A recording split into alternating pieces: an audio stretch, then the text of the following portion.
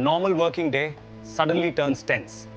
We are conducting a GST search operation. A search?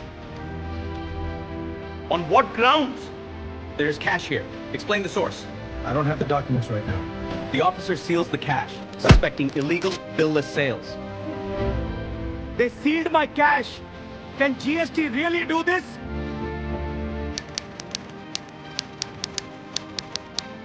GST officers can seize goods and documents. But tell me, is cash a good under GST? Because money is not goods under GST law. There is no proof this cash is linked to any taxable supply. The cash is unexplained and suspicious. Suspicion is not evidence. Money is excluded from the definition of goods. Seizing cash without clear linkage is beyond GST powers.